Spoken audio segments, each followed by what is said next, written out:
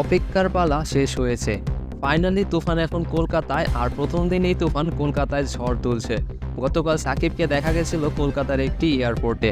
তখনই সবাই বুঝে গেছিল যে ইন্ডিয়াতেও এখন তুফান ঝড় চলবে। এয়ারপোর্টের রিপোর্টাররা সাকিবকে প্রশ্ন করলে সাকিব বলে কাল কথা হবে। কিন্তু আজ তুফান কথা বলছে কলকাতার সিনেমা হলে।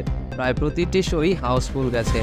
কলকাতার মানুষ তুফানকে, সাকিবকে অনেক ভালোবাসা দেখাচ্ছে। মুভিটি আরও আগে ইন্ডিয়াতে রিলিজ হওয়ার কথা ছিল, কিন্তু পাইরেসির জন্য ডেট চেঞ্জ করা হয়। কারণ বাংলাদেশের তুফান এখনও অনেক ভালো ব্যবসা করছে। পাইরেসি হলে এই ইনকামটা কমে যেত। যদিও তুফান প্রথম 10 দিনেই প্রায় 22 কোটিরও বেশি আয় করে ফেলেছে। তবে এখন দেখার বিষয় কলকাতায় তুফান ঠিক কেমন ব্যবসা করতে পারে। প্রথম দিন হিসেবে শুরুটা দুর্দান্ত ছিল। কলকাতার রাস্তায় রাস্তায় তুফানের ব্যানার 2 দিন আগে থেকেই দেখা গেছিল।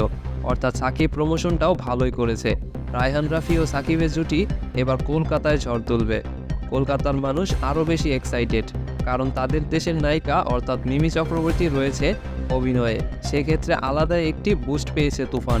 তবে কলকাতার মানুষের মুখে এখন শোনা যাচ্ছে অন্য গুঞ্জন, রায়হান রাফি আর সুপারস্টার জিৎ, এই দুইজনের মুভি দেখতে চান তারা।